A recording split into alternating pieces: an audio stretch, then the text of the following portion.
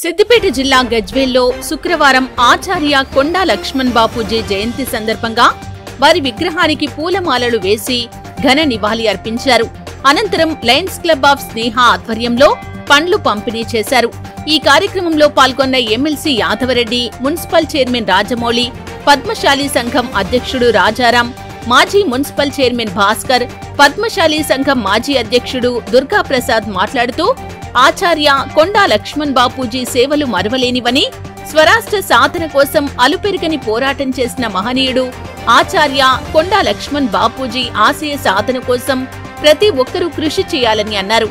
ఈ కార్యక్రమంలో municipal vice chairman Zakiuddin, councillors, co-option సభ్యులు, Gajwel market committee vice chairman Sardar Khan, lion Mallesham Goud, lion Ellam Raju, Congress నాయకులు సుభాష్ చంద్రబోస్, నంకునేది సత్యనారాయణ, నక్క రాములు గౌడ్, పద్మశాలి యువజన సంఘం అధ్యక్షుడు ప్రేమ్ కుమార్, ప్రధాన కార్యదర్శి నాగరాజు నేత, పద్మశాలి సంఘం నాయకులు తదితరులు పాల్గొన్నారు.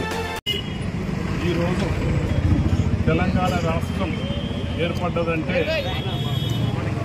కొండా లక్ష్మణ్ బాపూజీ ఆశయం కూడా అది కూడా ఒకటి. వారు కులపరంగానే కాకుండా కూడా యావత్ పద్మశాలి కమ్యూనిటీని ఉమ్మడి రాష్ట్రంలో కానీ తెలంగాణ తర్వాత కానీ మహారాష్ట్రలు వాళ్ళ బాగోగుల గురించి బాగా తప్పించేవాడు.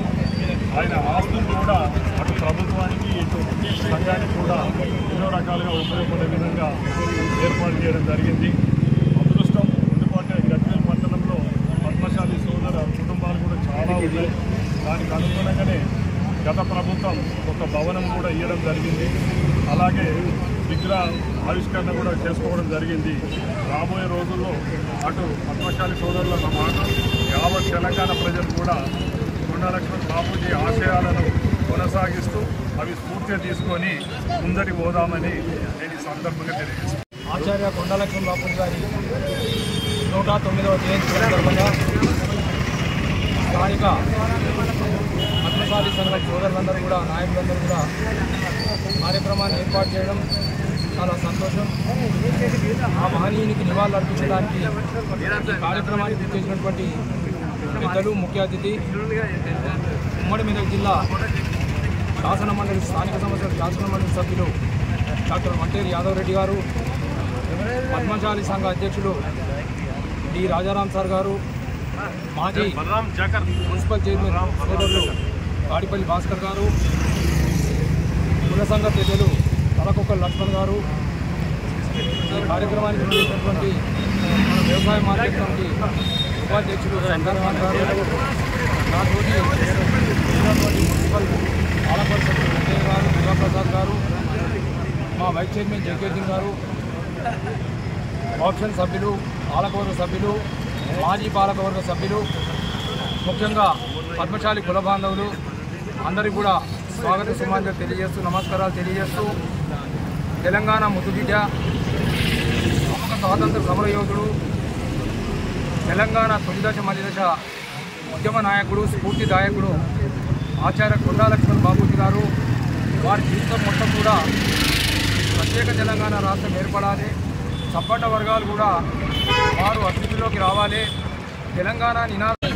ఈ కార్యక్రమానికి వచ్చిన ప్రతి ఒక్కరికి నేను పేరు నా ధన్యవాదాలు చెప్తున్నాను. మన కొండా లక్ష్మణ్ బాపూజీ మన పద్మశాలీలకు ఆరాధ్య దైవము.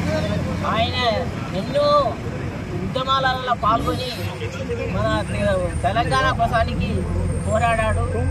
అతను పోరాడమే కాకుండా మన సొంత ఆస్తిని కూడా మన గవర్నమెంట్కి ఇచ్చి ఆయన మహాత్ముడిగా పేరు కాబట్టి ఆయన ఎన్నో కార్యక్రమాలు మన మినిస్టర్గా కానీ అన్ని కార్యక్రమాలలో పాల్గొని ఆ పద్మశాలీలను అంటే ఢిల్లీ వరకు పద్మశాలీలు అంటే ఎంతో తెలియజేసింది. కాబట్టి ఆయనకు నేను పేరు ధన్యవాదాలు చెప్తున్నా. ఆయన వీరవారికి అందరికీ పద్మశాలీలకు కానీ వేరే వారికి కూడా అందరికీ సహాయపడ్డారు. అతనికి మేము ఎప్పుడూ మరవలేని వాళ్ళము. అందుకనే జై మార్కండ. ప్రియతమ నాయకుడు కొండా లక్ష్మణ్ బాపూజీ 109వ జయంతి వేడుకలు మా పద్మశాలి సంఘ అధ్యక్షుడైనటువంటి రాజారాం గారి అధ్యక్షతన, అలాగే ప్రభుత్వం కూడా ఇది అధికారికంగా చేయాలని చెప్పి చేసినటువంటి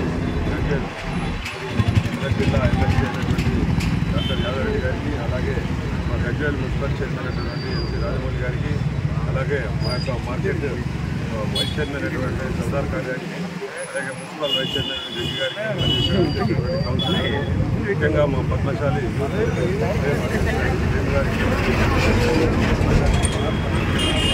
అందరికీ కూడా పేరు పేరున కొండలక్ష్మణ్ బాపూజీ జయంతి ఉత్సవాల శుభాకాంక్షలు తెలియజేస్తూ, ఈరోజు దేశంలో కొందరి గొప్ప వ్యక్తుల్లో కొండలక్ష్మణ్ బాపూజీ ఒకరు. ఎందుకంటే తెలంగాణ ఆ రోజు 1915 కొండలక్ష్మణ్ బాపూజీ ఆ రోజు స్వాతంత్ర ఉద్యమంలో మరియు తెలంగాణ తొలి ఉద్యమంలో మలి ఉద్యమంలో పాల్గొని ఎంతో తెలంగాణ రావడానికి ఎంతో కృషి చేసిండు. మరియు అతని మంత్రి పదవి, డిప్యూటీ పదవి తిరస్కరించి గవర్నర్ పదవి ఇస్తాను అని నాకు ఎలాంటి పదవులు వద్దు, తెలంగాణనే కావాలి, తెలంగాణ ఉస్మానియా యూనివర్సిటీ విద్యార్థుల కోరిక మేరకు 1969లో తన మంత్రి పదవికి రాజీనామా పెట్టి ప్రజలలోకి వచ్చి చాలా కష్టపడి మలిదశ ఉద్యమంలో కూడా జలదృశ్యంలో తన నివాస గృహాన్ని